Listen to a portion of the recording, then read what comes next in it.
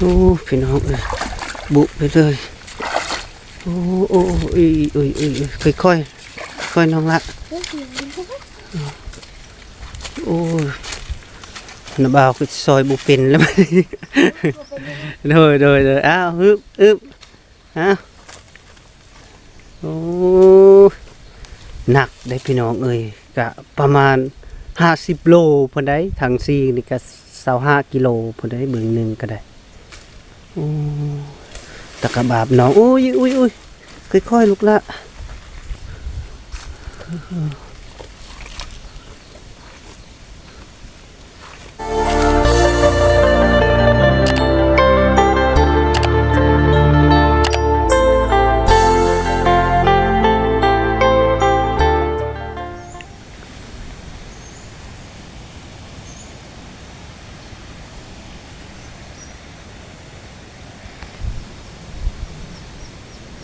ครับทักทายสวัสดีพ่อแม่พี่น้อง FC เบิร์ดสุคนยินดีต้อนรับเข้าสู่ช่องของเบาแก้วชาแนลคือเก่าพี่น้องเอ้ยมื้อนี้เบาแก้วก็มาหาน้องกิ๊กพี่น้องเอ้ยแล้วก็เบาแก้วก็มาหลายเทื่อแล้วพี่น้องเอ้ยแต่ว่ายังบ่ทันได้ไปถ่ายน้องกิ๊กเนาะเพราะว่ามีแต่ภาพว่าเบาลี่เข้าไปถ่ายก่อนพี่น้องเอ้ยแล้วก็มื้อนี้ก็เบาแก้วก็มาถ่ายน้องกิ๊กพี่น้องเอ้ยแล้วก็มาถามแล้วก็ทางเบาลีเพิ่นก็ยังมาเนาะพี่น้องประมาณ 4-5 โมงพอแล้วเพิ่นนัดว่าสิมาหาเนาะพี่น้องแต่ว่าเบาเกี่ยวมาท่าเพิ่นก่อนเนาะพี่น้องเนาะโอเคเนาะพี่น้องถือว่าเบาเกี่ยวก็สิเข้าไปหาน้องกิ๊กเลยพี่น้องเนาะ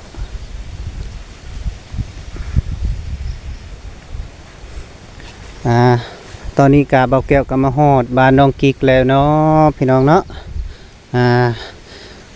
ขอทักทายสบายดีพ่อแม่พี่น้อง FC เบิร์ดสุคนเนาะ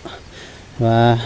มาติดตามตามชมไปนำกันพี่น้องเนาะเป็นจังได้เนาะของน้องเบาน้องสาวกิ๊กเนาะพี่น้องเนาะเป็นการนั่งอยู่เข้ามาพี่น้องเนาะโดยจ้าสบายดีน้องโดยเฮ็ดหยังอยู่นางลิ้นว่าสิดังๆเลยเด้องานไม่ได้มีอันใหม่เนาะพี่น้องเนาะ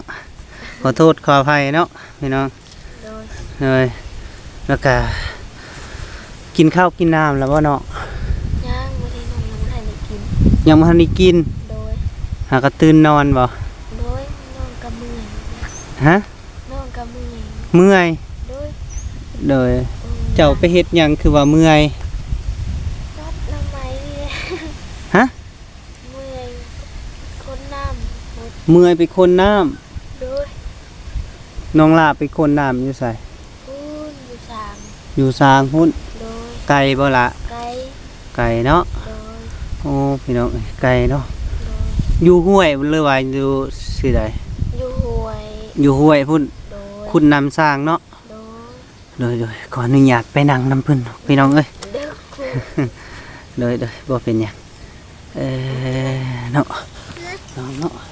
นั่งได้บ่นี่ได้โอ้อันนี้เคียงเฮ็ดกินนั่นล่ะโอ้น้องกระลืออันนี้นั่งตัง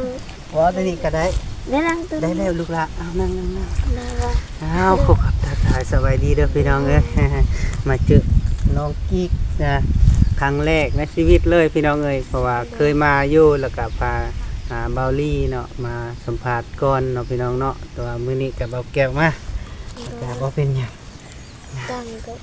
โดยชื่อน่ะเบาอยู่ติโดยชื่อเนาะโดยกินข้าวกับหยังมื้อแลว่ากับปลาตู้บาลีเพิ่นเอามาให้อ๋อเบาลี่เอามาให้ปลาหยังลูกล่ะปลากระป๋องโดยแล้วก็พี่ก็ทอดไข่กินทอดไข่เพิ่นซื้อไข่โดยซื้อคือว่ายินว่ามีข่าวดีอย่างต่างๆแม่นบ่น่ะว่าก็ติดตามมึงอยู่ได้เพราะว่าไปนำกันกับเบาลี่เพิ่นเนาะพี่น้องเนาะก็รู้จักกับเบาลี่ก็ประมาณเดือนนึงนับแต่เปิดซ่องแล้วพี่น้องเอ้ยแล้วก็ยังทันกินข้าวเที่ยงเนาะโดยบ่มีอันกินบ่หรือว่าใดๆมีอยู่แต่น้องบ่อยาก น้องยังพันอยากกิน โดย โอ้โอ้พี่น้องเอ้ยเช้านี้เฮ็ดหยังเจ้า เช้านี้น้องก็ตั้งน้ำมาใส่คุยน่ะไว้ ตักน้ำมาใส่ปุ้ย โดย เต็มแล้วบ่ซองปุ้ยนะ ยังบ่ทันเต็ม ยังบ่ทันเต็ม แล้วตัวนี้ยังบ่ทันเต็ม ตอนนั้นยังบ่ทันเต็ม โดย ตักเลยซองปุ้ยเนาะ อืมโดย โอ้พี่น้องเอ้ยเป็นขยันเลย แล้วก็ทางเบาลี่ก็เพิ่นนัดอ้ายแล้วว่าสิมาตอนประมาณก็3-4โมงเพิ่นแหละเพิ่นสิมาฮอดนั่น โด น่ะ ย แต่ว่าอ้ายมาหาน้องก่อน โด เนาะ ย นะครับบ่เป็นหยังเพิ่นมาน้ำลังก็ได้อ่ะเมื่อคืนนี้เพิ่นมาจักโมง ประมาณ3ไม่ได้4 3-4โมงพุ่นเนาะ โดย คือว่าไปถ่ายนำน้องๆนั่นน่ะก็ค่ำแล้วเอาให้เพิ่นอยู่นี่ก็ได้เลยคือว่าน้องอายุจักปีละไอ้ถาม น้องก็บ่ฮู้น้องแต่ว่าน้องคิดว่าประมาณ15หรือ16 โอ้ น้องก็บ่ฮู้ บ่ชื่อเนาะ โดย บ่ชื่ออายุเนาะมีแต่ว่าคิดเอาเนาะ โดย โดโอ้พี่น้องเอ้ยน้องเพิ่นก็อยากชื่ออายุเพิ่นเองเนาะพี่น้องเอ้ย โดย เนาะประมาณ15-16 ปีเนาะ โดย โดยแล้วก็บ้านน้องอยู่ไส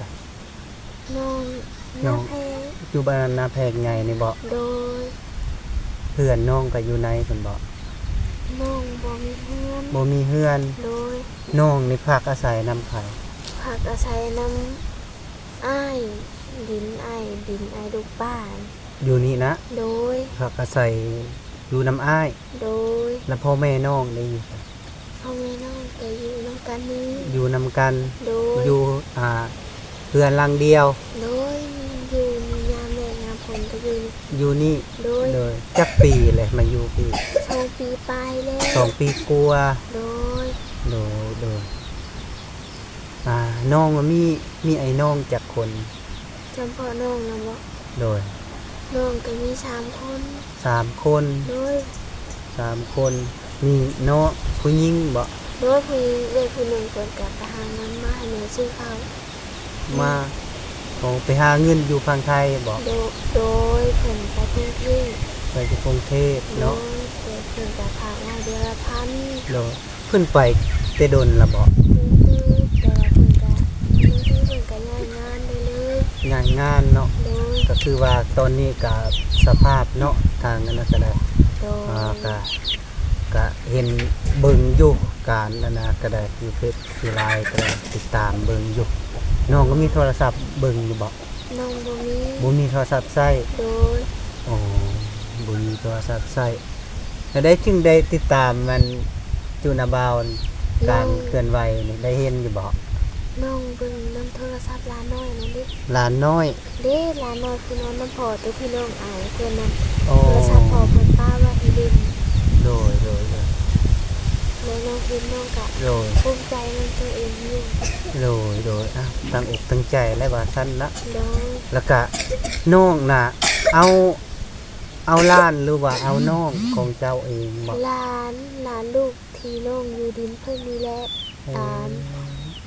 เอานับแต่น้อยๆถึงบ่ โดยน้องกลางเพิ่นแต่น้อย โดยโอ้เนาะเอาล้านเนาะพี่น้องเนาะ ๆโดย มาโหดนี่เอาล้านเนาะเนาะคือว่าได้ยินข่าวว่าคันมีทางผู้ใหญ่ใจดีเพิ่นสิเมตตาให้น้องอยากได้ น้องอยากได้ดินกับเพื่อน อยากได้ดินกับเพื่อน โดย โดยบ่มีดินเนาะแล้วก็บ่มีเฮือนอยู่ โดยอยากได้เท่านั้น พี่น้องก็กระบาบกระบอน้องเพิ่นเนาะ โดย แต่ตอนนี้นะอยู่อาศัยกับดิน ดินกับอ้ายเนาะ โดย อยู่กับอ้ายเพิ่นแหละพี่น้องบ่มีดินเนาะ โดย แล้วก็พ่อแม่ก็มาอยู่แบบมาสนอยู่กับอ้ายเนาะ โดย โดยก็บ่เป็นหยังเนาะเพิ่นก็เบิ่งแยงเนาะ โดย โอ้เนาะก็บ่เนาะพี่น้องเนาะแล้วก็ทางอนาคต คือว่าเห็นทางเบาลีก็มีซื้อน้ำอิหยัง โดย มาให้เนาะแล้วก็ขอบใจเพิ่นหลายๆเนาะ โดย มี น้อง ไข่ ก็ขอบใจเพิ่นหลายๆ โดยทางนั้นน่ะก็ทางผู้ใหญ่ใจดีเนาะเพิ่นก็เห็นก็คือเมตตาให้น้องนั่นแหละว่าซั่นซะโดยพี่น้องก็เพิ่นก็สิมาดอก จะไปน้ำเพิ่นตลอดกันมีเขตอีหยังก็มีแต่น้ำบ่าวนี่แหละติดส่งหาลาวแล้วก็ติดต่อหาลาวโดยมาตลอดเนาะพี่น้องเนาะก็บ่ได้ลืมทางเบาลีเราเป็นคนใจดีสุดๆกับทางเบาเตียงก็ยังบ่ทันเห็นหน้าก็ยังว่าน้ำบ่าวส่งหาเพิ่นก็ยังตอบด้วยคมดีมาได้ก็ทางเบาเตียงก็ได้แล้วก็โอ้เนาะอยู่นี่2 ปีกว่าเนาะ โดย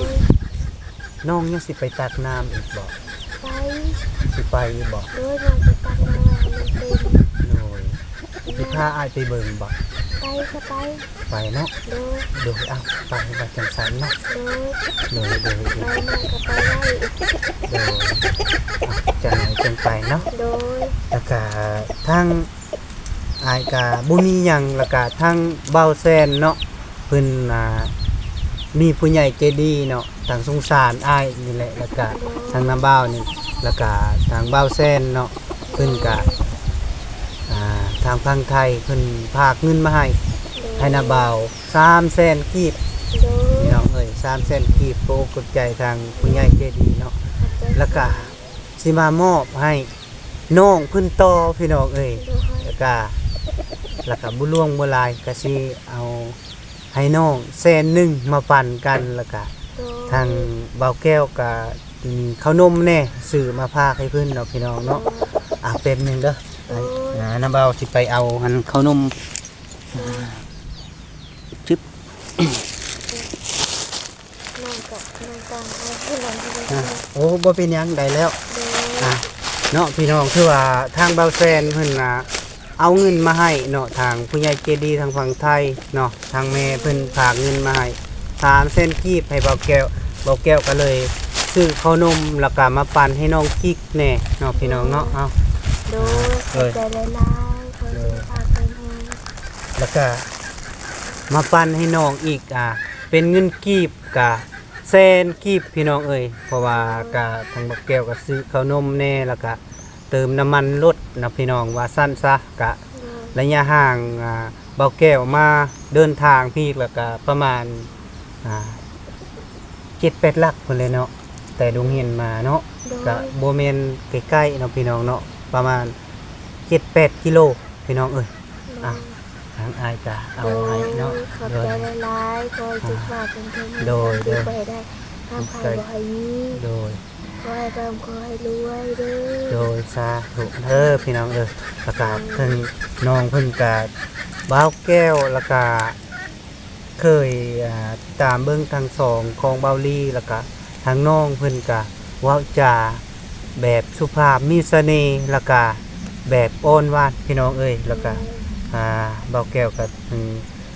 กะมาอยู่2 เทื่อ 3 เทื่อแล้วเนาะแต่ว่าทางนาเว้าก็บ่ได้แวะเนาะมีแต่ว่าไปถ่ายทั้งน้องๆนั่นแหละ น้องอีบ่ แม่นแล้วก็น้องอีน้องเฮือยประมาณนั้นแหละแล้วก็บ่เลยก็เลยบ่ได้มาแวะเนาะเป็นมื้อนี้เป็นครั้งแรกที่มาถ่ายกับน้องกิ๊กเนาะพี่น้องเนาะที่ว่าน้องเพิ่นก็เว้าจามีเสน่ห์แบบอ่อนหวานพี่น้องเอ้ยแบบที่มีความน่ารักนะพี่น้องเนาะแล้วก็ทางเราแก้วก็สิพาน้องไปที่บอนน้องไปตักน้ำผู้ใดพี่น้องเอ่ยจากไก่และพี่น้องได้บ่โลได้บ่ประมาณหลักนึงบ่ฮอดเนาะแต่ว่าบ่แก้วสิไปเบิ่งเนาะวิธีเพิ่นอยู่เนาะที่ชีวิตของแต่ละมื้อของน้องนี่ก็เอาแบบไปตักน้ำอีหยังเนาะมาไว้แล้วก็บ่แก้วอยากไปเบิ่งเนาะของน้องไปลุยน้องนี่เนาะเลย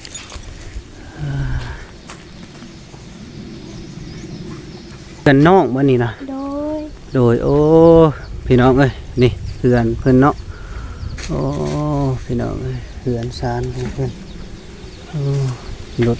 รถทีบนี่คือบ่อันนะบ่ซ้อมละลูกละ บ่เป็นบ่มีเงินใช้ บ่มีเงินซ้อม โดย โดย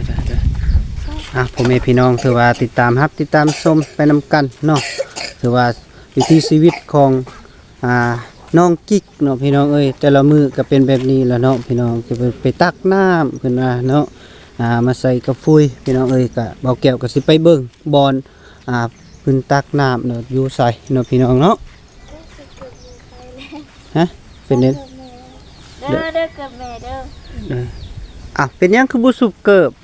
อีหล่ะ มันนักน้องกะ มันหนักบ่ โดยอ่ะ เมื่อยเด้อ เมื่อยแน่ โดยเกิดน้องมันให้ โดยคือว่าน้องน่ะเป็น IXX อยู่อันน่ะบ่สบายบ่ โดยน้องกะมันจะเป็น หากะเป็นโดยหากะเป็นพี่น้องเอ้ย ไม่ใช่แต่ถ้าย้ายอยู่ต้องเพื่อนที่มันที่ใดนี่ โดย แต่ถ้าย้ายเพิ่นหาชีวิต โดยโอ้พี่น้องเอ้ย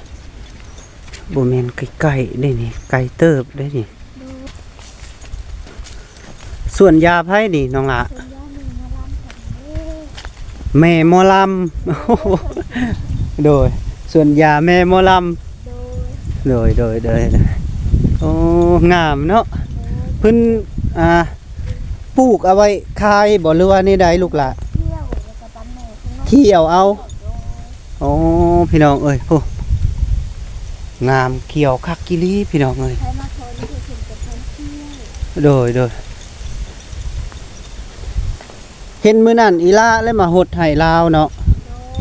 โดย โดย แล้วนี่น้องก็มาให้ท่านเพื่อนน้องอยู่ด้วยน้องก็จะผิดเลยน้องก็จะได้มาให้ท่านเพื่อน โอ้เราก็ดุเติบเนาะปลูกมักตอกมักแตงพี่น้องเอ้ยสวนของเพิ่นนี่ น้องปลูกข้าวบัวไว้ในใจต่อเวลาเองนักหลานไม่หลาน ผักบัว ไ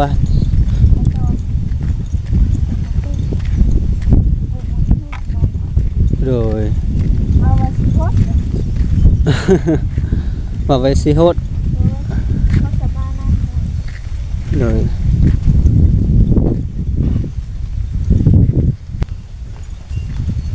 คือว่านุ่งเสื้อเสื้อใหญ่แท้ เพื่อจะมาเลี้ยงมาให้กับเจ้าไว้น่ะเด้อ บ่ น่ะว่ายังจื้ออยู่ คือว่าบ่ได้เปลี่ยนเลยบ่ น้องไม่น้องจะนุ่งตัวที่นี่เป็น โอ้นุ่งตัวใหม่อีก เมื่อน้อง เลยน้องนี่บ่ได้เลือกเนาะเสื้อเนี้ยใหญ่ยังก็นุ่งไปเบิดเนาะพี่น้องเอ้ยแต่สงสารเพิ่นเนาะพี่น้องเอ้ยเว้าจากะคักนะแบบมีเสน่ห์เป็นตาหักตาแพงนะน้องเพิ่นโอ้พี่น้องเอ้ย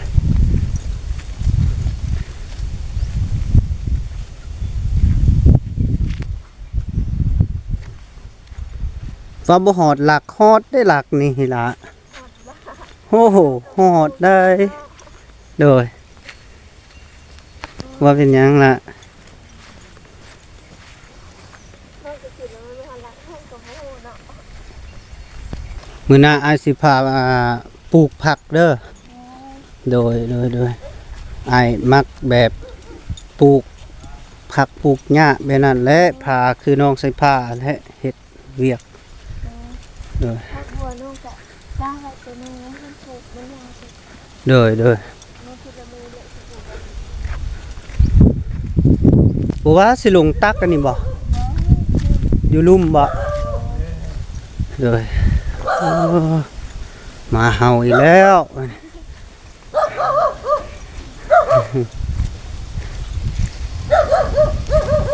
สบายดีเด้อโดย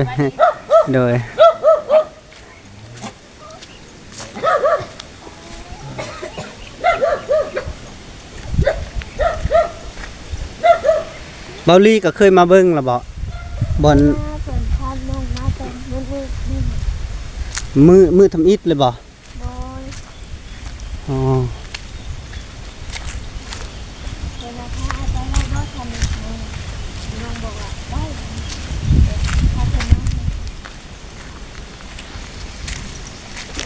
น้ำคือขุ่นแท้ มันหลบเนาะ ดินเจือนลงบ่ มันเดือด ตักอยู่พุ่นบ่ โดยน้องกะ กินกันอยู่พี่เลยบ่ โดยน้องเอามาให้มันนอนเลย โอ้โอ้พี่น้องเอ้ย คุณลงมาบางมือแบบนี้ ขุ่นแบบนี้ก็กินบ่ได้เลยนะแม่นละบ่ โดยน้องกะเอามาให้มันนอนก่อน โดยมันนอนมันจะใส่บ่ โดยมันจะใส่มือใส่กระทันเนี่ยมันใส่กระทัน เออโอ้ไปทางไหนพุ่นโอ้บุเลยโอ้โอ้พี่น้องเอ้ยน้ำคุณแท้ๆนี่คุณพี่น้องเอ้ยตักบนนี้ตลอดบ่ลูกละ โดย นี่เลยเนาะ มื่อนั้นได้น้องมากระบอกยาในตะขันทุ่งมันบุกหน่อยมันแห้ง ตักบอลใดอยู่ทางเทิงพุ่น โดยน้องจะกระบอก มื้อนี้ล่ะตักบนนี้ โดยมันแห้งแล้วอยู่คุณ โอ้โอ้โอ้โอ้โอ้โอ้โอ้อ่ะตักโอ้ยพี่น้องเอ้ยน้ำที่น้องกิ๊กเจ้าต้มบ่กินน่ะกินน้ำต้มบ่ไม่ได้ต้ม กินจังซี่เลยว้าพี่น้อง สมบุญแสดงหนังมาได้นี่ กะบ่ว่ากันพี่น้องเอ้ยเพราะว่าเบ้าแก้วก็เคยผ่านมาแล้วเนาะไปเฮ็ดเวียกทางแล้วก็บ่มีน้ำกินแล้วก็บ่ฮู้จักว่าน้ำเปื้อนบ่เปื้อนเนาะแนวยากแล้วก็บุไปเลยพี่น้องเอ้ย น้องไปหาแต่ก่อนนั้นน้ำเลยนะน้องอยากให้น้อง เลยเอาตักเข้าไปเห็นได้สิเต็มไว้บัดนี้คือบ่ตักชั่วเลย ยันเขาจะมาเอาแล้วยันไม่ถึงเลย มันคุณแห้ง โดย นาบาวว่าคือสิแม่นนั่นข้วยลงแมพบ่จักกันนี่ว่า บนลงหรอก จะว่าบ่ น้องคิดว่า บ่ มัน เห็นห้อยมันเนาะ นี่มันมีหมูมาอันนั้นใกล้ อ๋อบ่แม่นเด็กน้อยลงมาเล่นบ่จักกันก็ได้ บอนี่มันมีหมูมาใกล้คุณมาคุณ กินตลอดแรงอยู่พี่เลยว่า ด้วย มันบ่ได้บกได้แห้ง มันโบกเลยน้องกับไปขัดทางขึ้นอีก อ้าวมีทางเทิงอยู่บ่ ด้วยมีน้ำเลี้ยงหลายคนเหลือยังบ่ทันได้กอด โอ้ น้ำแห้ง โดยยังมีทางพุ่นอีกเนาะ โดย พี่น้องเอ้ยยังมีทางพุ่นอีกเพิ่นว่าก็ได้ บางทีน้องมาผสมกันเผื่อกระใช้ด้วย ฮะ น้องมาผสมกันเผื่อกระใช้ ผสมเมื่อแล้วก็ทอกใส่น้ำกันเลย โดย แล้วก็มันใส่แบบนี้เนาะ โดย หลังจากอันนี้มันสิจมเนาะ โดย ตกคุณก็เป็นดินแล้วพี่น้องเอ้ยมันดินผูเป็นแล้วเวลาแบบเฮาเมื่อใส่คันสั่นละเวลานะกะเจ้าคันเมียนเอาดินทรายได้ดินทรายมาแต่นะก็ได้มาทอกใส่ที่โกนมันนี่โกนพุยอะนะแล้วเวลาเฮาทอกใส่น้ำแล้วมันอาจจะดูดเด็มันอันนี้เป็นใสน้ำอาจจะใส่เลยมันเฮ็ดให้นะ โดย เลยคอยตักนะพี่น้องสบาบกระบอน้องเพิ่นวิธีชีวิตเพิ่นได้นี่เนาะพี่น้องโมเมนต์ไก่นี่ลักหนึงโอ้คิดว่ากี่ไก่ได้กี่นี่ไว้ย่างมากเป็นลักพุ่นมันก็มาตักคู่มือกูอย่างนี้ โด เลย ย มื้อเช้านี้น้องก็มาตักน้ำนึง มาตักที่เบาะ โดยกับคุณแบบนี้นี่แหละ คุณแบบนี้เลย โดย เลย บางทีน้องก็มาเอาอยู่ถึง5 ล้านน้ โดย ำน้องเอาอยู่5 ล้านน้องก็เขียนให้เพื่อนน้องกับบ้ามือเอา น้าอาย โดยละอายเพิ่น เอาคือว่าน้าอาย น้องก็อายใส่แต่ของเพิ่นเอาเงินให้เพิ่นเพิ่นก็บ่เอา อันนี้เป็นของเพิ่นบ่นี่ อันนี้ก็ขัดรวมกันเลย คัดรวม โดยน้ำช่างยอมของแม่หมอลำเพิ่นนี่ โอ้ของหมอลำนะแม่หมอลำนะโอ้แม่นกะเพิ่นบ่เอาเงิน โดยน้องก็ตัวนั้น โอ้ เลย แล้ว น้ ก็ องเลยขอทางมาให้พันหนึงน้องขายเพิ่นนี่เพิ่นก็บ่เอา โดย เพิ่นเอาไว้ซื้อข้าวโลดลูกเพิ่นบอกนะ กะเพิ่นก็ใจดีอยู่แต่ว่าเฮาก็เกรงใจเพิ่นเนาะ โดย ประมาณนั้นแหละพี่น้องบ่ว่าบ่ติแต่ไฟเนาะ เพิ่นคิด บ่ติแต่ว่าน้องเราเกรงใจเนาะไฟก็คือกันเพราะว่า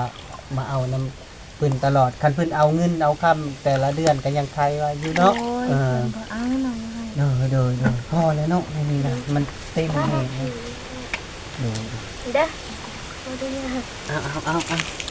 เอาคิดตามสบายเลยลูกหละน้องหละเอาพี่น้องเอ้ยโอ้คุณคักกิเลสพี่น้อง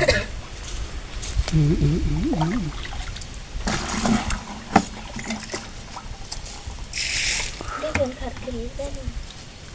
มันจะขุ่นบางทีเพิ่นก็ขุ่นเอาเป็น แม่นแหละเพิ่นขวดแล้วนี่นะฮะก็ขวดนี่โดย เลยอ้าวตัก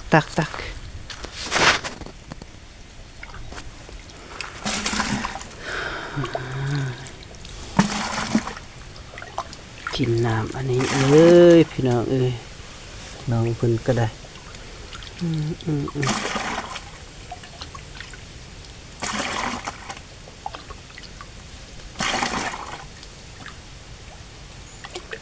เอาจังซี่ซาหาอีหล่ามิแต่ว่าซื้อเต้าก้ามาต้มซะไป เก้า เนาะซื้อเป็นเต้าก้าเด้ผู้บ่เต้าก้า น้องบ่ฮู้ บ่ฮู้ โดย คันบ่ฮู้ก็ต้มใส่หม้อก็ได้ต้มใส่หม้ออันนี้หม้อแบบประเภทหม้อย่อมหั่นนะ บ่มีหยัง บ่มีบ่ กินแต่หมอนึงน้องต้มให้น้องให้น้องกินเพิ่นกินไข่น้องจะเอาให้มันแม่มาลำเพิ่นมาต้มกันกินกัน โอ้โดย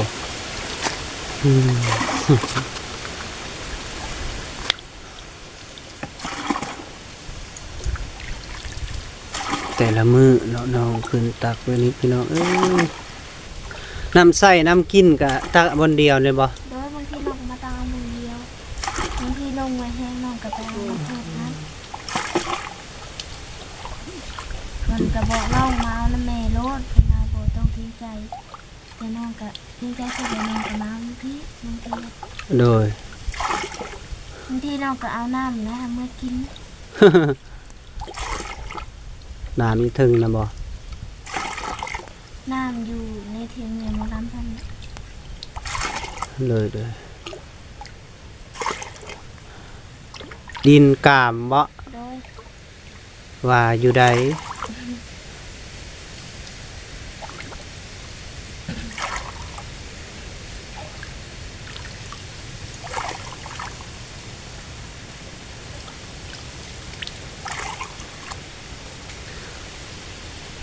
เวลามันสิบ่เฮียเบิดจะหน่อยเพื่อสิฮอดพุ่น มันแก่เฮียอยู่ที่กัน บ่ มันแก่เฮียมัน ฮอดพุ่นบ่สิยังหน่อยเดียวบ่จัก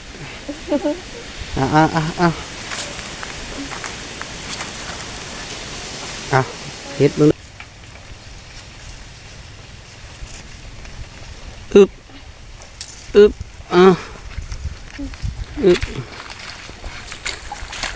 โอ้พี่น้องเอ้ยบุไปเลยโอ้ค่อยน้องละโอ้น้าบ่าวก็ซอยบุเป็นแล้วมันโดยอ้าวอึบอ้าวโอ้หนักได้พี่น้องเอ้ยกะประมาณ50โลพอได้ทางซีนี่ก็25กิโลพอได้เบิ่งหนึงก็ได้โอ้ตะกะบาบน้องโอ้ยค่อยๆลูกละ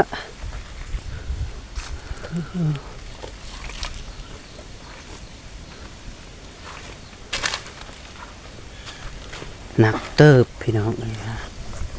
น้องเพิ่นก็ได้ให้ไอ้ซอยบ่มาอาสิหาภัย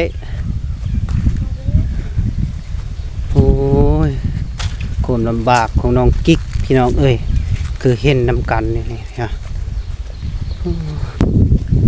โอ้แต่ว่าความอดทนของน้องนี่ก็บ่แม่นง่ายพี่น้องเอ้ยโอ้ระยะห่างกองที่บอนไปเอาน้ำนี่ก็ลักนึงพี่น้องเอ้ย1 กิโลพุ่นแหละพี่น้องแต่น้องเพิ่นนี่ก็สู้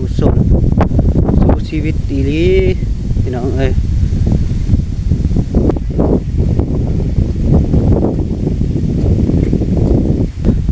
น้องกะหากก็ฮอดเนาะพี่น้องเนาะหากก็ฮอดเฮือนของน้องกิ๊กพี่น้องเอ้ยหากว่าไปตักน้ำมาแล้วพี่น้องเอ้ยตอนนี้ก็ได้โอ้ยพี่น้องเอ้ยทางน้องกิ๊กเพิ่นแม่นง่ายลากอีเรือเนาะละโอ้เลยยังมันเต็มวันนี้นะเลยขายยังเด้ขายสาลีโดยเจ้าสวัสดีเลยสาลีอย่างเนาะ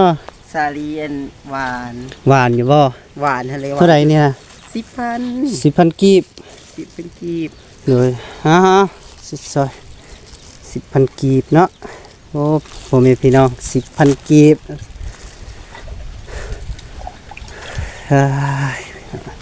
ตักไส้แบบนั้นบ่ลูกหลา โดย โอ้พี่น้องเอ้ยจ่ายเงินให้เพิ่นก่อนพี่น้องเอ้ยโอ้เจ้า แต่ นี่ ขายยังบ่ทันได้หมด ขายยังบ่ทันได้เบิด ในสอบนี่สาลีหมดแต่ขายยังบ่ทันหมด โดยขอบใจ ไปขาย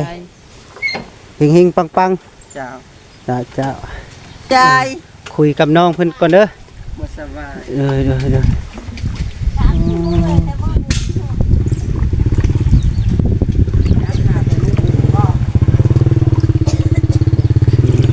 ได้แล้วไปใส่พุ่นก่อนสบายดีแม่บ่สบายบ่ ไป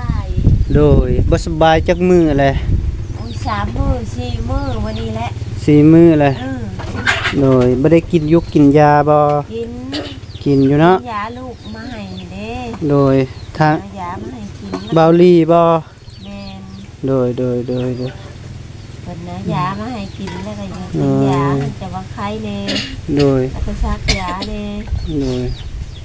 แม่ของน้องกิ๊กบ่สบายพี่น้องเอ้ยเป็นไอแล้วก็น้องกิ๊กแล้วก็ XX อยู่พี่น้องเอ้ย คือไอเลิฟอยู่ว่าสั้นหยอกเด้อพี่น้อง น้อ เด้ ง อ เพิ่นผู้ชายก็บ่สบาย โดย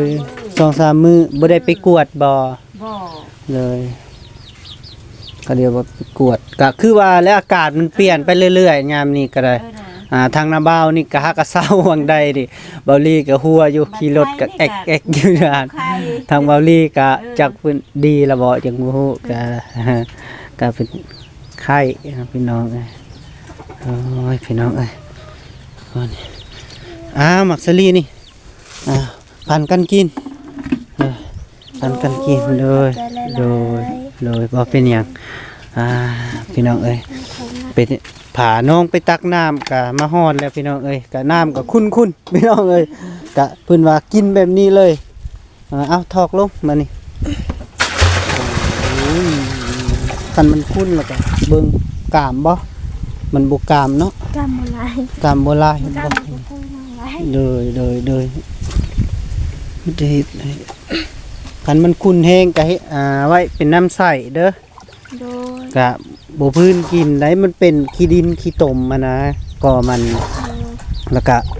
บ่อยากให้กินปานใดเนาะน้ำนี่ก็คันกินก็ต้มเอา กินน้ำโตที่ใบนี้เอามาให้ บอลลี่เอามาให้ โดย จักแพ็คเราเอามาให้10 โดย ทางว่าง่ายๆกับทางลูกพี่ใหญ่เพิ่นเนาะซื้ออันน้ำแล้วก็10แพ็คพี่น้องเอ้ยก็น้ำทิพย์นี่แหละก็เดี๋ยวนี้ก็กินน้ำทิพย์พี่น้องเอ้ยก็ได้พ่อแม่พี่น้องเอ้ย